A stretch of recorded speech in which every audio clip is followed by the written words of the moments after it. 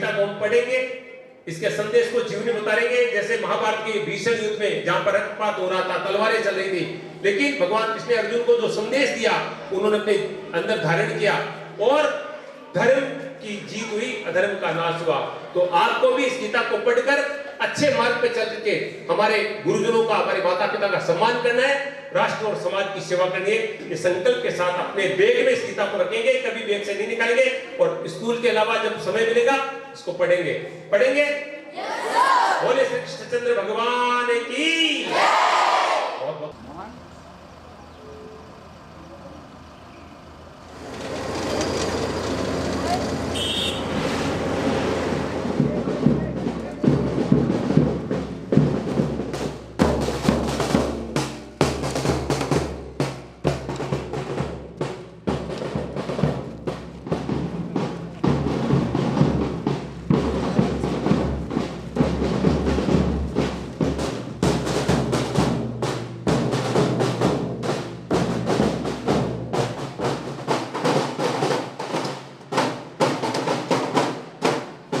अधिक वक्त नहीं लेते हुए मैं पूज्य महाराज श्री के पावन श्री चरणों में नमन करते हुए आपसे प्रार्थना करता हूं, राष्ट्र की युवा पीढ़ी जो आपके सामने बैठी है उनको अपने सुंदर प्रेरणादायी उद्बोधन से लाभान्वित करें। परम पूज्य भाई श्री संतोष सागर जी महाराज। बोलिए भारत माता की, बोले भारत माता की। आज आपको पता है कौन सा दिन है? एकादशी का दिन है। एकादशी जानते हैं? 11 का दिन है आज एकादशी। आपने व्रत किया है आज? हैं? अरे वाह, ये तो करेंगे बेचारे, सारे व्रत वाले ही हैं इधर। तो आप लोगों ने एकादशी की है? बोलो ना यस या नो। तो फिर इतने कमजोर कमजोर क्यों बोल रहे हो? आदमी भूखा हो तो देखें कि आवाज नहीं निकल रही है। खा के आए हो ना? तो बोलो भारत माता की, भारत माता की। हाँ अब ठीक है।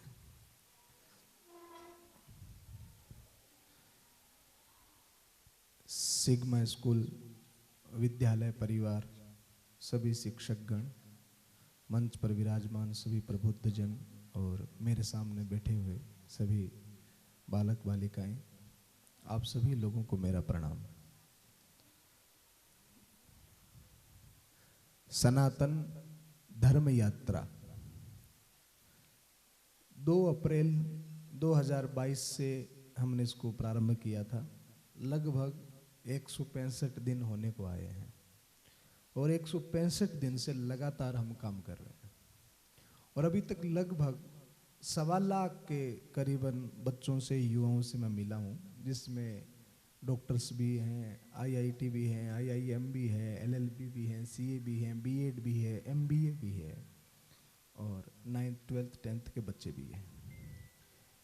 और एक अभिलाषा है, एक भाव है मन में कि कम से कम राजस्थान में एक ऐसी अलख जगाई जाए तो आने वाले समय में राजस्थान से बहुत बढ़िया बढ़िया टैलेंट उभर करके आए।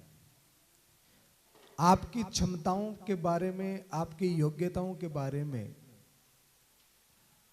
मैं आपको कुछ बताना चाहता हूं। आपके अंदर के पावर के बारे में मैं आपको बताना चाहता हूं। एक शब्द होता है हमारे यहां पर, महापुरुष। सुना है आपने? महापुरुष किसे कहते हैं? जो महान हो। तो ये महापुरुष, महान व्यक्ति क्या पैदा होते हैं? तो अपने कर्मों से बनते। क्या नाम बेटा आपका? है प्रखर। प्रखर ने कहा महापुरुष पैदा नहीं होते। कभी कोई नरेंद्र पैदा होता है और वो अपने कर्मों से विवेकानंद बन जाता है। कभी कोई मोहनदास करमचंद गांधी पैदा होता है और वो महात्मा गांधी बन जाता है। किससे के द्वारा बना? अपने कर्मों के द्वारा। कभी कोई पढ़ लिख करके बहुत एजुकेशन प्राप्त करके लादेन बन जाता है, और कोई बहुत एजुकेशन प्राप्त करके अब्दुल कलाम बन जाता है। एजुकेशन दोनों ने प्राप्त की है, पढ़े लिखे दोनों ही हैं, पर एक तिरस्कृत होता है और एक पुरस्कृत होता है, एक का सम्मान होता है और एक का अपमान होता है। शिक्षा दोनों के पास में है। तो अब्दुल कलाम के पास में ऐसी कौन सी शिक्षा थी जो लादेन के पास में नहीं थी? स्वामी विवेकानंद के पास में ऐसा कौन सा ज्ञान था जो बहुत कम उम्र में वो विश्व प्रसिद्ध हो गए और पूरी दुनिया उनको पढ़ती है? ऐसी कौन सी चीज उनके पास में थी? उन सारी चीजों को हमें जानना है। आपका क्या नाम बेटा? खुशी, थोड़ा सा खड़े होएंगे, आप कष्ट दूंगा मैं आपको। खुशी, दिल्ली में एक लड़की है जिसका नाम है पूजा। क्या आप उन्हें जानती है? वो आपको जानती है? क्यों? कभी मिले नहीं। अच्छा, आप इंदिरा गांधी को जानती हैं? मिले हो इंदिरा गांधी को? ये खुशी पूजा को इसलिए नहीं जानती कि उनसे कभी मिली नहीं है, और इंदिरा गांधी को जानती है, उनसे भी मिली नहीं है। फिर आप इंदिरा गांधी को कैसे जानते हो? उनके व्यक्तित्व से, उनके कर्मों से। यानी कि बैठो बेटा, बहुत सुंदर जवाब दिया, थैंक यू। आदमी नाम से बड़ा नहीं होता, आदमी काम से बड़ा होता है। तो हमको अपने जीवन में ऐसे काम करने हैं, अपने जीवन में आपको सफलता चाहिए, तो इसके बहुत सारे सूत्र मैं आपको दे सकता हूं, और उन सूत्रों को अगर आपने जीवन में उतार लिया तो आपकी सफलता भी निश्चित है। अच्छा, मेरा एक लास्ट क्वेश्चन आपसे है, फिर मैं अपनी बात को प्रारंभ करूंगा। आप स्कूल में आते हो, सारे टीचर्स आपको बराबर पढ़ाते हैं? किताबें, ड्रेस कोड, बोर्ड, समय सब एक जैसा है? फिर एक आदमी फेलियर हो जाता है और एक आदमी सक्सेस हो जाता है, इसका रीजन क्या होगा आपके हिसाब से? जी, मेहनत। अच्छा, एक बात बताओ, एक बंदा 95% लेकर के आया और एक 94% लेकर के आया, तो 95% वाला तो निकल गया, एक नंबर से कोई रह जाता है, कोई निकल जाता है, और 94% वाला रह गया। तो आप क्या कहेंगे? 94% वाले ने मेहनत नहीं की? कैसे? थोड़ी सी ज्यादा करी थी। कितनी ज्यादा? मेहनत में कोई कमी नहीं है। अगर एक नंबर से कोई रहा और एक नंबर से कोई निकल गया तो आप उसको कम ज्यादा नहीं कह सकते। और कोई दूसरा रीजन बताओ बेटा, बताओ। कॉन्सेंट्रेट, ध्यान ने लगाया, 94% लाया, कुछ तो ध्यान लगाया होगा यार। और बताओ, और आपकी रीजन हारने का कारण? हारने का कारण चलो मैं बताता हूं, ध्यान से सुनिएगा। 3 चीजें होती है। इंटरेस्ट से ट्रस्ट डेवलप होता है। दूसरी चीज है इंटरेस्ट के साथ साथ में टैलेंट। और ये दोनों तब तक काम नहीं करते जब तक आपके जीवन में डाउट है। क्या है? डाउट है। भगवत गीता के बारे में जानते हैं आप सबके घर में है? आप में से पढ़ा किसी ने? भगवत गीता में एक स्लोगन है, एक लाइन है, आप पीछे पीछे दोहराइएगा। उस गीता में लिखा है, संशय आत्मा विनश्यति। क्या लिखा है? संशय आत्मा विनश्यति। एक बार और कहिए तो। संशय मीन्स क्या होता है? संशय मीन्स क्या होता है? आप सब इंग्लिश मीडियम में पढ़ रहे हैं तो हिंदी का मामला गड़बड़ है? पर आप कौन से राष्ट्र में रह रहे हैं? हिंदुस्तान में रह रहे हैं। यहाँ पे जब आप कोई इंजीनियर बनेगा, कोई डॉक्टर बनेगा, बाहर काम करने के जाओगे तो आपको इंग्लिश की कम आवश्यकता पड़ेगी और हिंदी की। मैं ये नहीं कह रहा कि इंग्लिश मत सीखो, हाँ इंग्लिश सीखो, चाइनीज सीखो, फ्रांसीसी सीखो, इटालियन सीखो, आपकी हिम्मत होनी चाहिए। पर हमारी जो राष्ट्रभाषा है उसका भी ज्ञान हमको होना चाहिए। तो अब हिंदी में आपकी ये हालत है तो संस्कृत की तो बात ही क्या करें, हैं? संस्कृत आती है आप में से किसी को? थोड़ी बहुत भी नहीं आती? थोड़ी बहुत आती है ना। संस्कृत हमारी प्राचीन भाषा और इतनी अद्भुत भाषा, इतनी मीठी भाषा। हालांकि हम आज अंग्रेजी के चक्कर में पड़ गए, हिंदी भी छूटती जा रही है, तो संस्कृत की तो बात ही क्या करें। पर संस्कृत इतनी अद्भुत भाषा है, इतनी प्राचीन भाषा है, इतनी मीठी भाषा है कि अगर संस्कृत में किसी को गाली भी दो ना तो ऐसा लग रहा है सामने वाला कोई कविता पढ़ रहा है।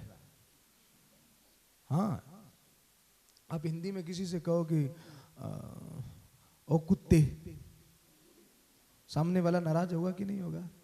इसी बात को आप संस्कृत में कहो, क्या कहोगे? कुत्ते को संस्कृत में क्या कहते हैं? स्वान। हे स्वान, तो वो बुरा नहीं, उतना बुरा नहीं मानेगा। अब हिंदी में किसी को कहो ओ गधे,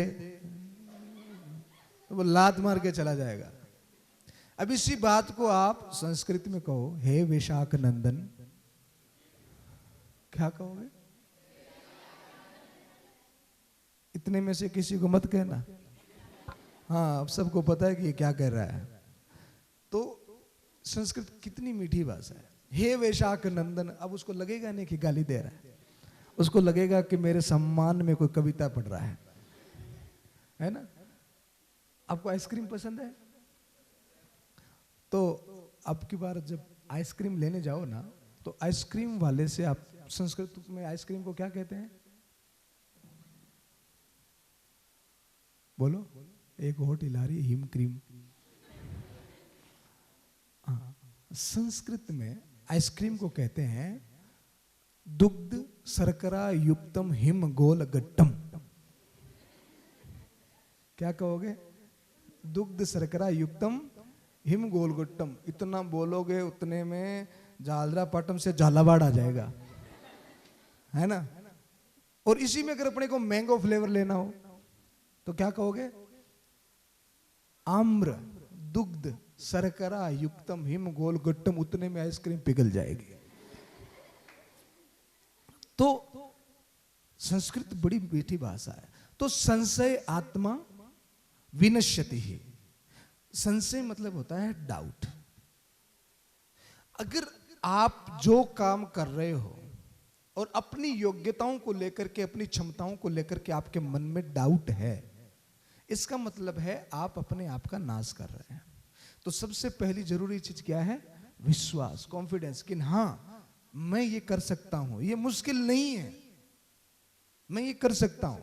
हमने जब ये यात्रा शुरू की थी, सनातन धर्म यात्रा, तो 33 जिलों में जाना बिना किसी आधार, बिना किसी जान पहचान, और इतनी इतनी बड़ी बड़ी स्कूलों में जाकर के कार्यक्रम करना, और भी बड़ी, जैसे कोटा में एलन है, IIT मोशन है, तो वहाँ पर अपॉइंटमेंट भी जल्दी से नहीं मिलता। तो वैसे स्कूलों में जाकर के कार्यक्रम करना। अगर आपको अपनी योग्यताओं पर, अपनी क्षमताओं पर विश्वास है तो पूरी कायनात, पूरी प्रकृति और संसार में जितनी शक्तियां हैं वो सब के सब आपके साथ में जुड़ जाती है। अब बताओ, बंद गाड़ी में कोई चढ़ना चाहता है क्या? खराब गाड़ी में कोई चढ़ना चाहता है क्या?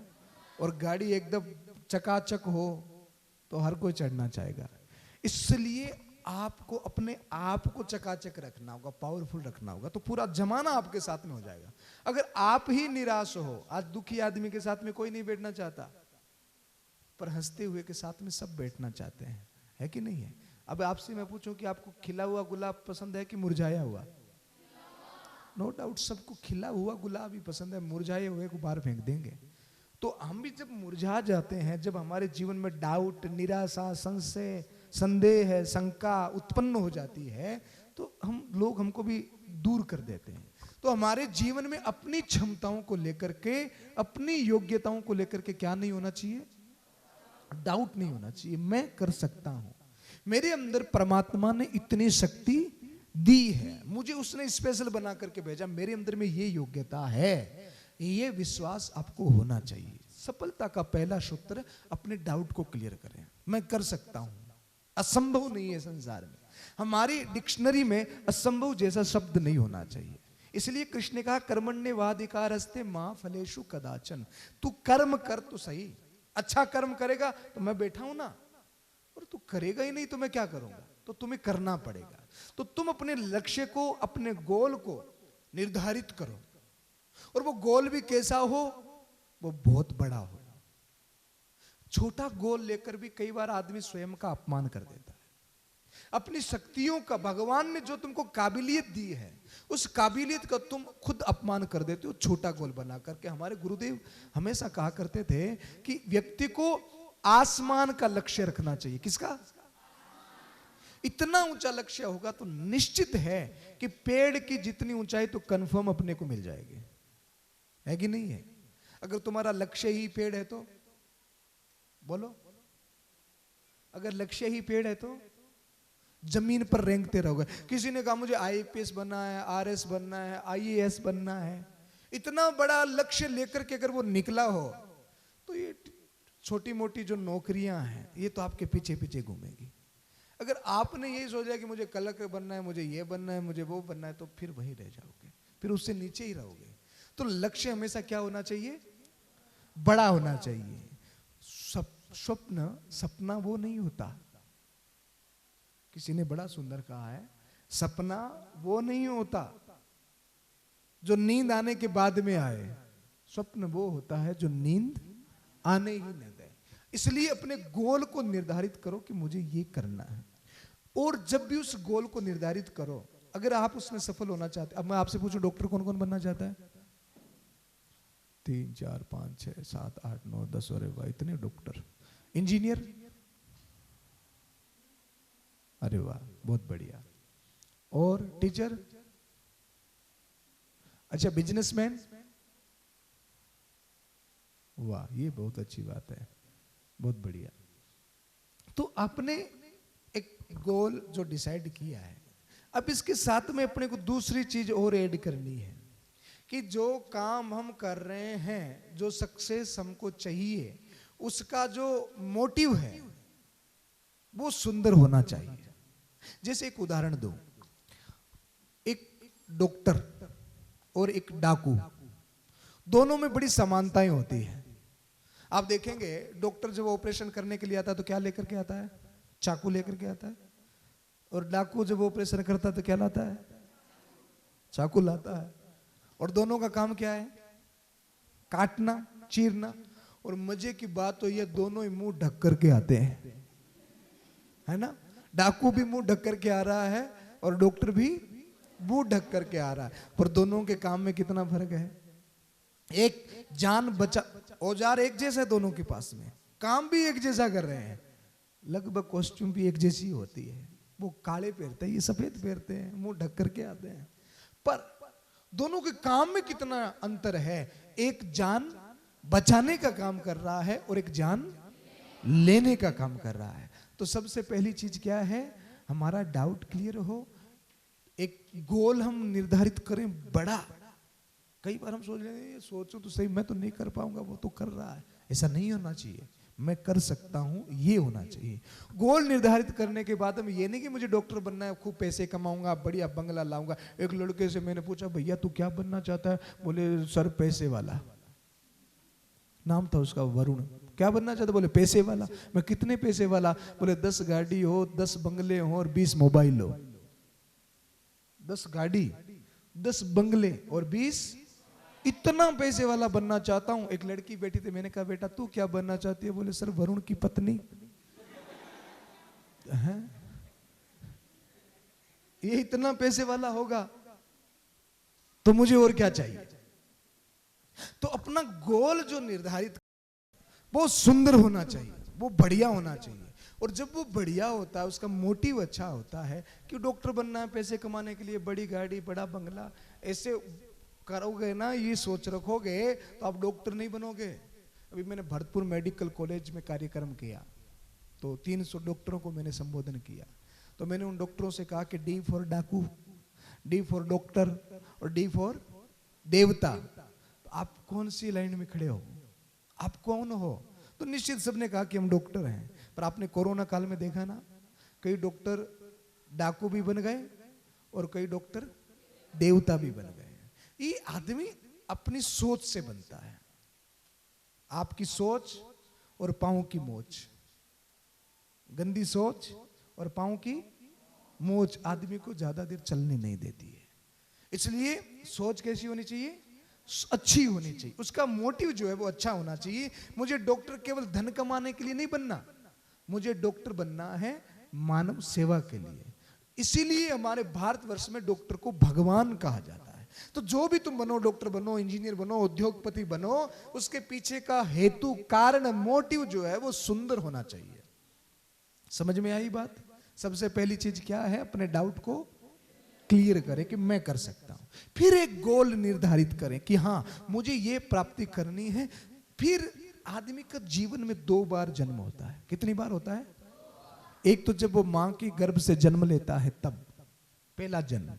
और दूसरा जन्म तब होता है तब उसको ये पता पड़ जाए कि मैं क्यों हूं, मैं क्या कर रहा हूं और मैं क्यों कर रहा हूं। ये बात जिस दिन पता पड़ जाए उस दिन उसका दूसरा जन्म होता है। तो हमारा गोल बढ़िया होना चाहिए और उसके लिए हमने को पर्याप्त मेहनत करनी है। दूसरी चीज है टैलेंट। अब जितने बच्चे यहां पर बैठे हैं, मैं गारंटी से कह सकता हूं कि आपके अंदर में एक टैलेंट है। एक गांव में 4 मित्र थे, ध्यान से सुनना। एक हाथी, एक घोड़ा, एक बंदर और एक मछली। तो इन चारों मित्रों में एक बार एक कंपटीशन हुआ, एक प्रतिस्पर्धा हुई कि पेड़ पर चढ़ना है। कौन जीतेगा? हाथी हार जाएगा। तो क्या हाथी को उदास हो जाना चाहिए? इसी प्रतिस्पर्धा को थोड़ा सा चेंज कर दो, पानी में तैरना है, दौड़ लगानी है। हाथी तो तीनों ही मामलों में फेलियर हो गया, हाथी तीनों ही मामलों में हार गया। तो क्या हाथी को डिप्रेशन में हो जाना चाहिए, उदास हो जाना चाहिए, रोना चाहिए? क्यों? वो तो तीनों जगह पे हार गया। क्यों हाथी उदास क्यों ना हो? क्योंकि जो हाथी कर सकता है वो बंदर कभी नहीं कर सकता। जो हाथी कर सकता है क्या वो मछली कर सकती है? आप जितने लोग यहां पर बैठे हैं ना, आप सबके अंदर में एक ऐसा टैलेंट है, आप सबके अंदर में एक ऐसी योग्यता है जो आप कर सकते हो। कई लोगों ने कलाकारी में बहुत नाम कमाया है, कईयों ने डांसिंग में बहुत नाम कमाया है, कईयों ने आर्ट में बहुत नाम कमाया है, कईयों ने साइंस में टॉप किया, तो कईयों ने आईआईटी में टॉप किया, कईयों ने किसी में किया। हर आदमी का अपना अपना एक टैलेंट है। कई हिंदी के बहुत बड़े साहित्यकार हैं, कई आर्टिस्ट हैं, तो कई एक्टर हैं। कोई एक बंदा ऐसा है जो बाल काट करके भी फेमस है और खूब पैसे कमा रहा है। एक बंदा ऐसा है जो कपड़े सिल करके वो वर्ल्ड फेमस है, वो खूब पैसे कमा रहा है। तो हर व्यक्ति के अंदर कोई डिजाइनिंग का, कोई कलाकारी का, कोई बहुत बढ़िया बढ़िया, कोई क्रिकेटर हो सकता है, कोई बढ़िया प्लेयर हो सकता है। यानी कि अगर हमें वास्तव में सफल होना है, आप पूजा को नहीं जानते पर इंदिरा गांधी को जानती हैं, आप पूजा को नहीं जानती पर कल्पना चावला को जानती हैं। क्यों? क्योंकि उनके अंदर में क्या थी? योग्यता थी, उनके अंदर में एक टैलेंट था। वो जो कर गए वो दूसरा कोई नहीं कर पाया। तो हम सबके अंदर में वो चीज है। अपने डाउट को क्लियर करके, अपने टैलेंट को पहचान करके जब अपन गोल निर्धारित करते हैं ना, तो हमेशा सही दिशा ही दशा को बदल सकती है। इस लाइन को लिखना, हमेशा सही दिशा ही हमारी दशा को बदल सकती है। अगर आपकी दिशा सही नहीं है, इसका मतलब है आपकी दशा भी बदलने वाली नहीं है। इसलिए अपनी दशा को सही करना है। तो पहली चीज क्या है? अपने डाउट को क्लियर करना, अपने टैलेंट को पहचानना, और टैलेंट के अनुसार आपको क्या करना है? गोल निर्धारित करना है। तब एक चौथी चीज प्रकट होती है जिसको हम कहते हैं इंटरेस्ट। क्या कहते हैं? आप अभी पढ़ रहे हो, क्या पढ़ाई में इंटरेस्ट है? सच्ची बताना, टीचर्स भी देख रहे हैं। ऐसा तो नहीं है कि मम्मी जबरदस्ती भेज रही है, और टीचर भी यहाँ पे पूरा दिन माथा फोड़ी करते रहते, छोरा ये कर ले, थोड़ी राइटिंग सुधार ले, थोड़ा होमवर्क कर ले, थोड़ा याद कर ले। ऐसा तो नहीं होता? पक्का इंटरेस्ट है तो घर पे पढ़ते समय मोबाइल याद नहीं आता, कार्टून याद नहीं आते। ये सच्चा बोल रहा है, ये सच। देखो ये ईमानदारी होनी चाहिए। सत्य ही तो सफलता का पहला गुण है। इधर किताब लेकर के बैठे हैं, इधर मोबाइल पड़ा है, एक किताब का पन्ना खोला, फिर थोड़ा सा इंस्टाग्राम चेक कर लो, थोड़ा सा व्हाट्सएप देख लो, मानो उसके लिए ओबामा ने कोई मैसेज भेजा हो। और आते क्या है? Good evening, good afternoon, good morning, बस। या ज्यादा से ज्यादा गुलाब का फूल, इससे ज्यादा कुछ नहीं आ रहा। फिर ध्यान उसमें जा रहा है।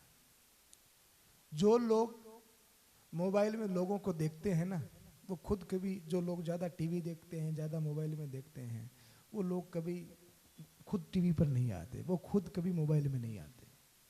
आपने कभी अपने टेलीविजन पर आपने कारों का ऐड देखा होगा, टाटा का आता है, मारुति सुजुकी का भी आता है, और वो बड़ी बड़ी और भी कारें होती है ना, BMW, रेंज रोवर, क्या क्या है, कौन सी? अरे बाप रे, और कौन कौन सी है? लैम्बोर्गिनी, और कौन सी होती है? मर्सिडीज, और कौन सी? अच्छा, आपने कभी इनका टीवी पर ऐड देखा है? हैं? क्यों? इतनी बड़ी बड़ी कार, इनका ऐड क्यों नहीं आता? दुनिया में 92% लोग शरीर के निचले हिस्से से काम करते हैं और 8% लोग इससे ऊपर के हिस्से से काम करते हैं, दिमाग से। और वो जो टीवी पर ऐड नहीं आता ना, वो जो कारें हैं वो उन 8% लोगों के लिए है। और ये जो टीवी पर जिन कारों का ऐड आता है ना, वो मेरे जैसे लोगों के लिए है, जो इससे नीचे के हिस्से से काम करते हैं। इसलिए उनका ऐड नहीं आता, क्योंकि जो बहुत बहुमूल्य है उनको ऐड की आवश्यकता नहीं है। देखो ऐड भी नहीं आता, फिर भी आपने सबका नाम बता दिया, क्योंकि काम बोलता है, चीज बोलती है, उनकी योग्यता बोलती है, क्वालिटी बोलती है। तो अपने अंदर में भी वैसी क्वालिटी होनी चाहिए। वैसी क्वालिटी अपने आप में हमको पैदा करनी है, वैसा अपने आप को बनाना है। तो हमारा इंटरेस्ट होना चाहिए, जबरदस्ती नहीं होनी चाहिए। और आपने अगर, अभी मैं देख रहा हूं, मेरे हिसाब से 20 साल से तो ऊपर कोई नहीं होगा, 15 से 20 साल के बीच में आप सब लोग हैं। तो आपको पता है आपके पास पढ़ने का और ज्ञान प्राप्त करने का, कुछ प्राप्त करने का समय कितना होता है एक आदमी के पास में? बोलो। 25 वर्ष। कितना होता है? 25 वर्ष तक। 25 वर्ष के बाद में क्या होगा? बाद में आपको इतना अवसर नहीं मिलेगा, बहुत सारी टेंशन, चिंताएं, बहुत सारी जिम्मेदारियां। और सबसे बड़ी जिम्मेदारी 20 तो पार होने के बाद में, लड़का हो या लड़की हो, लड़कों का तो फिर भी कम सिर दर्द है, लड़कियों का तो बड़ा सिर दर्द है। जो 20 पार करते हैं, मम्मी पापा घर में शादी की बात करने लग जाते हैं, है कि नहीं है? होता है ना भाई। 20 पार किए, 21 में घुसी, लड़कियों की तो बस वाट लगनी शुरू हो जाती है। फिर मम्मी पापा, अरे ब्याह। एक बड़ा सुंदर सा एक जोक सुनाता हूँ आपको। एक घर में एक मौसी और भांजा थे। मौसी थी 65 ईयर ओल्ड और भांजा था 25 ईयर्स। दोनों में बड़ी फ्रेंडशिप थी, दोनों साथ साथ रहते थे। अब भांजा वो IIT कर रहा था, अब 25 साल का हो गया, अभी तो वो IIT नहीं कर पाया। तो मौसी कहती, बेटा तू पढ़ के तो कुछ नहीं कर पाएगा। अब जब भी कोई घर में शादी होती तो मौसी भांजा से कहती, सुन अगला 13 नंबर है, इसकी तो हो रही है, अगला 13 नंबर। फिर घर में कोई शादी हो, भांजा कहता, मौसी मुझे पढ़ना है, मुझे IIT टॉप करनी है, तू क्या कह रहा है? मौसी कहती, सुन अगला 13 नंबर है। भांजा बड़ा परेशान। मौसी फिर कोई शादी हो, पड़ोस में भी हो, सुन अगला 13 नंबर है। भांजा बड़ा परेशान। एक दिन मौसी भांजा खड़े थे और उस जिस घर में खड़े थे उसी घर में कोई डेथ हो गई, कोई मर गया। समझ गए? भांजा कहने लगा, मौसी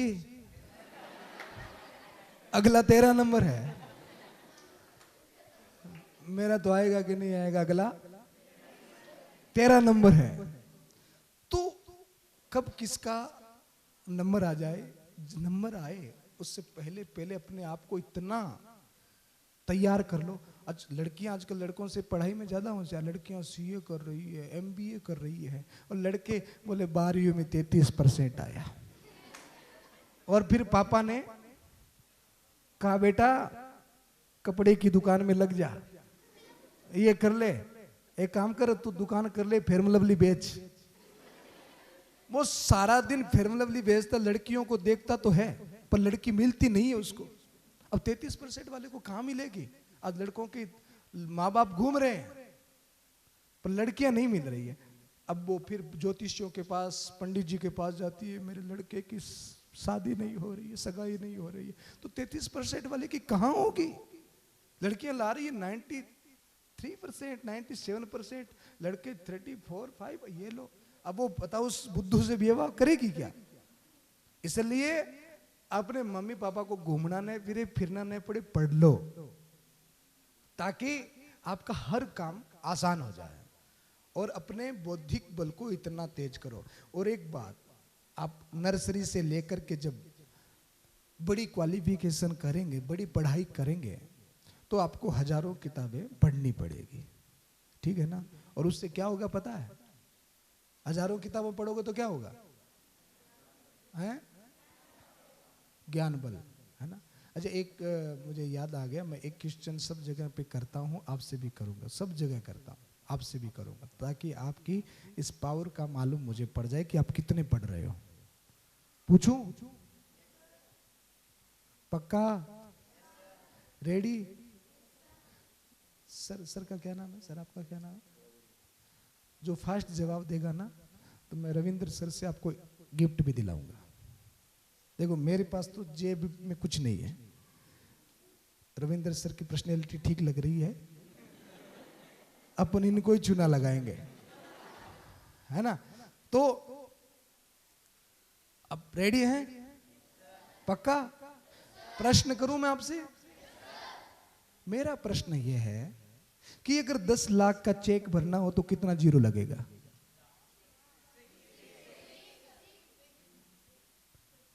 चेक गलत भर दिया ना, 7 जीरो लगेगा। कितना लगेगा? कितना लगेगा? कितना लगेगा? हाँ, इनाम कैंसिल। अब सबने साथ में जवाब दे दिया, तो आपको इनाम यही है कि आप बहुत होशियार हो। आप अपने लिए ताली बजाओ एक बार। ब्रिलियंट, बहुत बढ़िया, बहुत फास्ट जवाब दिया, सबने सही जवाब दिया। पर एक बात बताऊं, अभी मैं मोशन में IIT में गया, वो भी इतना फास्ट जवाब नहीं दे पाए जितना आपने दिया है। तो निश्चित आप सफल हो जाओगे।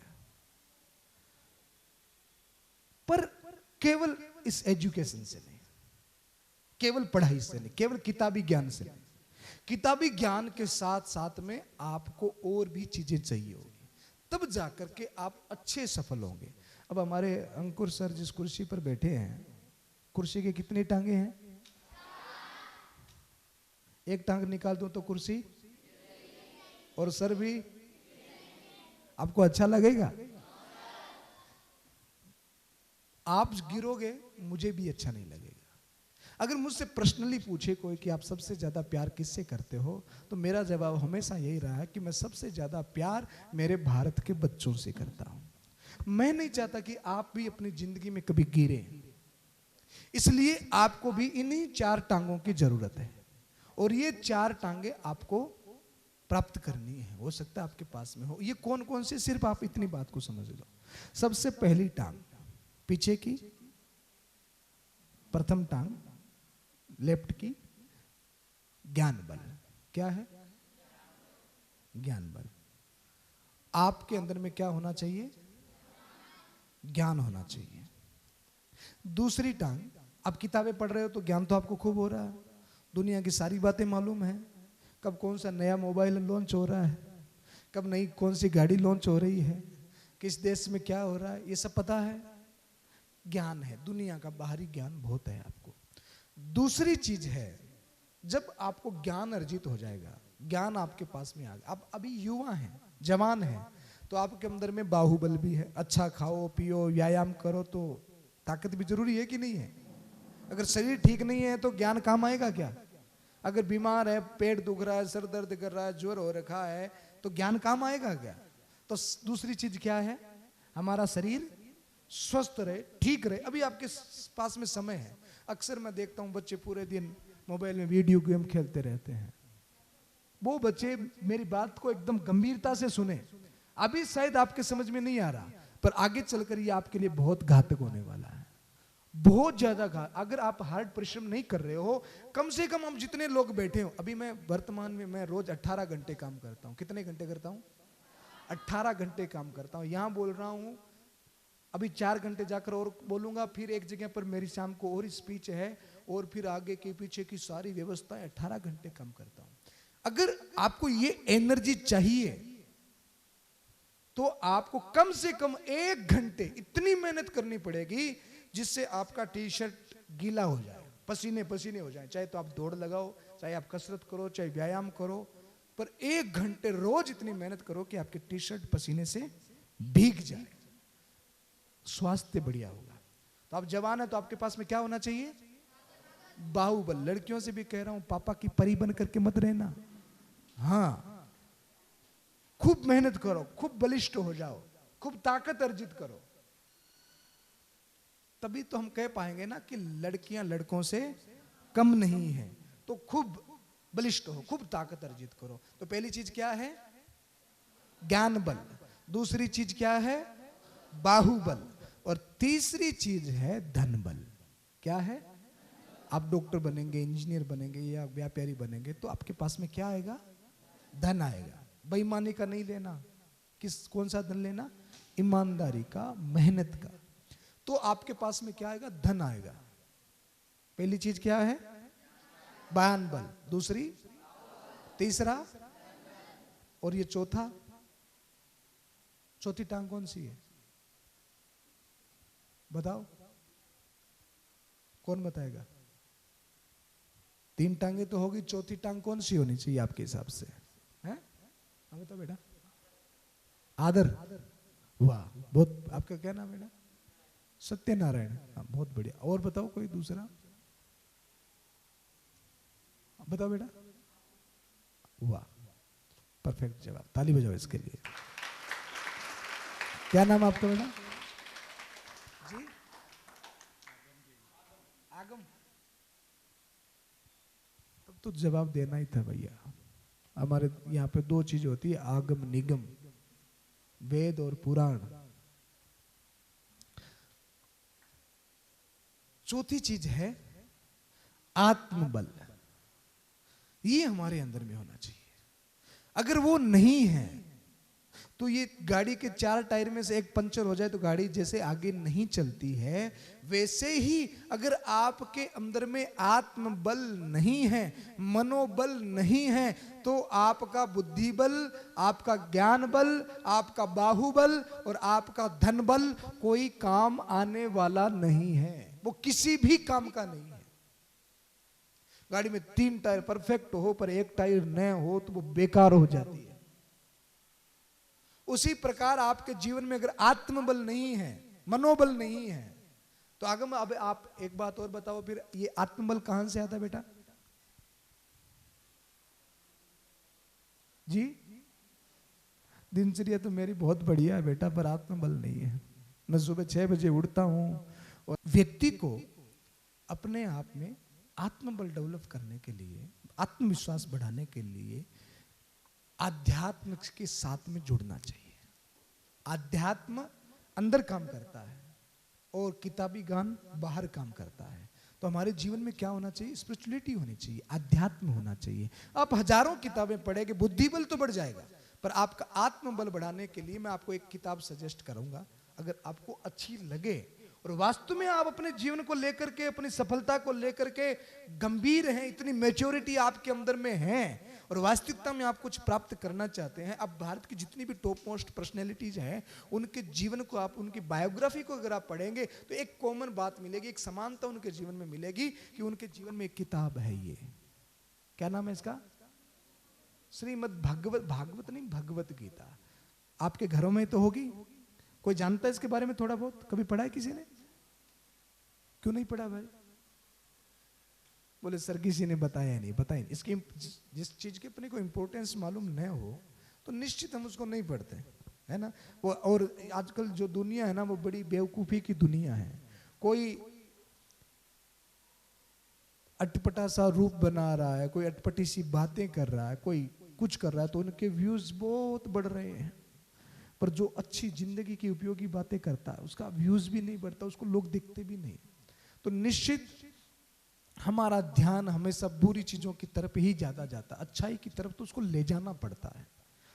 ये जो किताब है ये दुनिया की सबसे बड़ी मनोचिकित्सक बुक है। केवल कोई रिलीजन से संबंधित किताब नहीं है, ये जीवन दर्शन है।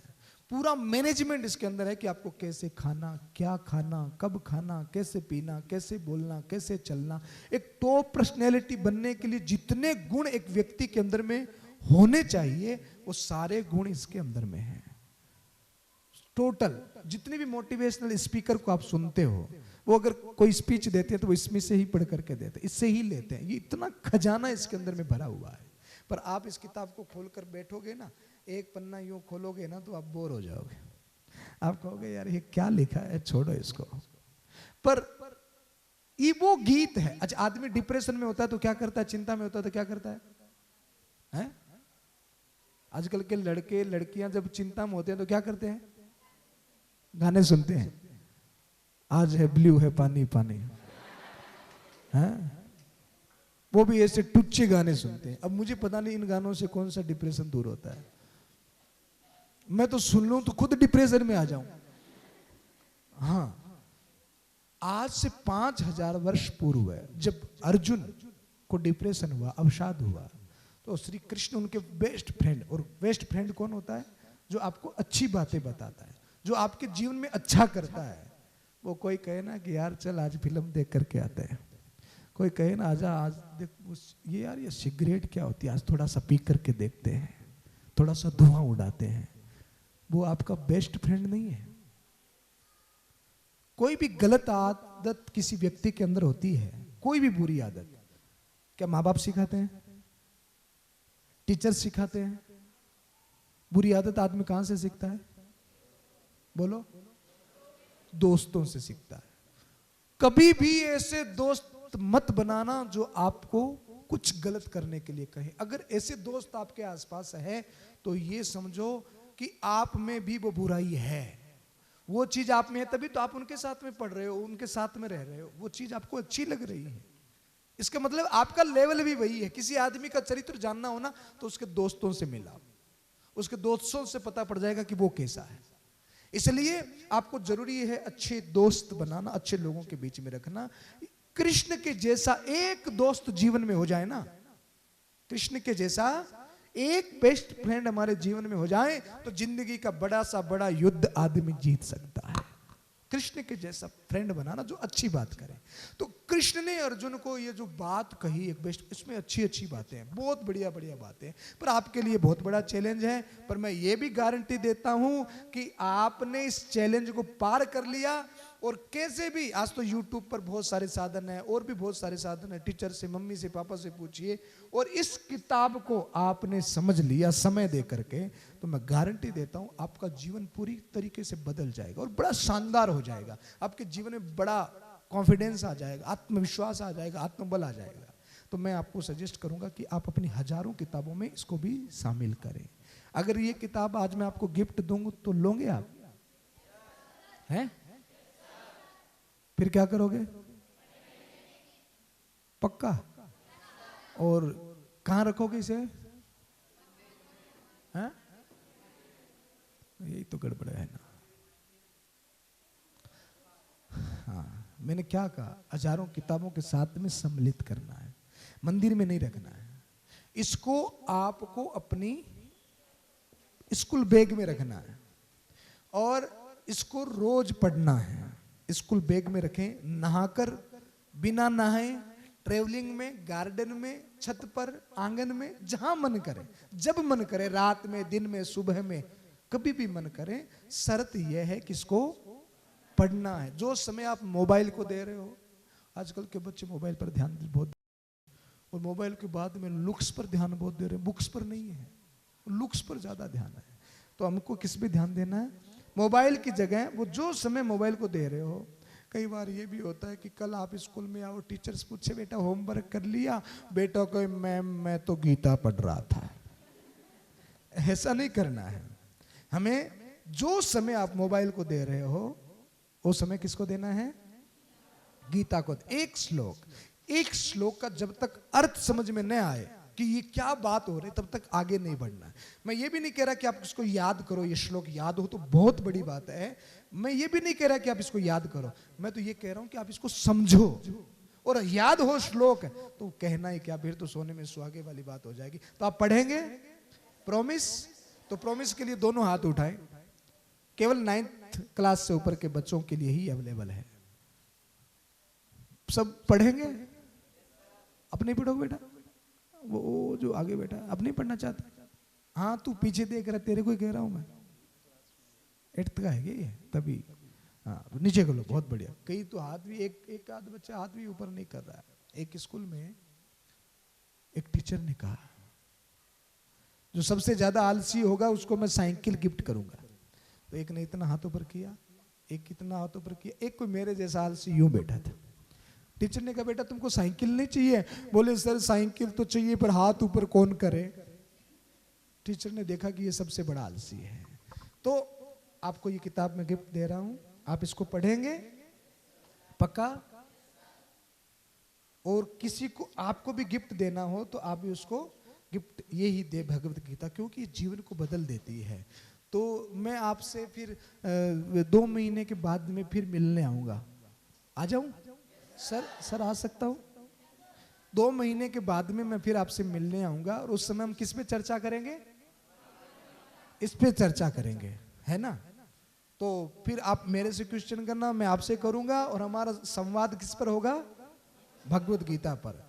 हर बात का मीनिंग मैं आपसे पूछूंगा, आप मुझसे पूछेंगे। तो हम कितने महीने बाद मिलेंगे? आप तैयारी कर लेंगे तब तक? मैंने इसको पूरा 15 दिन में याद किया था, आपको मैं 2 महीने दे रहा हूं। और हमारा जो ये यात्रा का लास्ट कार्यक्रम है ना, वो जयपुर में है। कहां है? जयपुर में, जहां पर हम 5 लाख बच्चों को इकट्ठा कर रहे हैं। कितने बच्चों को? तो उन 5 लाख बच्चों में आपको भी सम्मिलित होना होगा। आप जयपुर आएंगे? अंकुर सर लेकर के आएंगे आपको, चिंता मत करो। तो आप आएंगे जयपुर?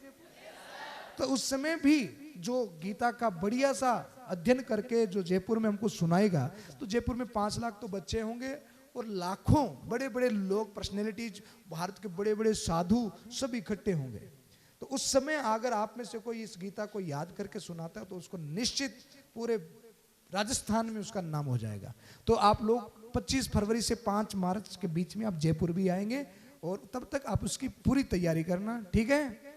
तो एक बार जोरदार जयकार लगाओ, भारत माता की, भारत माता की।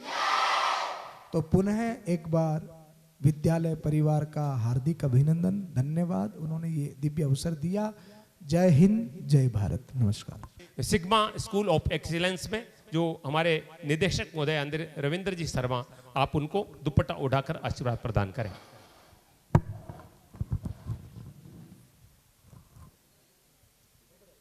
आइए सर, और सभी ताली बजाएंगे। बहुत ही झालावाड़ में आपका बड़ा नाम है। थोड़ी ताली बजाएं। आपको गर्व होना चाहिए कि ऐसे व्यक्तित्व के सानिध्य में आप शिक्षा ग्रहण करें। बहुत नाम सुना हमने आदरणीय रविंद्र जी का, बड़े धर्मप्राण भी हैं, हर अच्छे कार्य में आपकी भूमिका रहती है। मैं भारत माता की वंदे वंदे वंदे। संकल्प करें, हमारे हाथ में गीता है और इस गीता को हम पढ़ेंगे, इसके संदेश को जीवन में उतारेंगे। जैसे महाभारत के भीषण युद्ध में जहां पर रक्तपात हो रहा था, तलवारें चल रही थी, लेकिन भगवान कृष्ण ने अर्जुन को जो संदेश दिया उन्होंने अपने अंदर धारण किया, और धर्म की जीत हुई, अधर्म का नाश हुआ। तो आपको भी इस गीता को पढ़कर अच्छे मार्ग पे चल के हमारे गुरुजनों का, हमारे माता पिता का सम्मान करना है, राष्ट्र और समाज की सेवा करनी है। इस संकल्प के साथ अपने बैग में इस गीता को रखेंगे, कभी बैग से नहीं निकालेंगे, और स्कूल के अलावा जब समय मिलेगा इसको पढ़ेंगे। पढ़ेंगे? बोले श्री कृष्णचंद्र भगवान की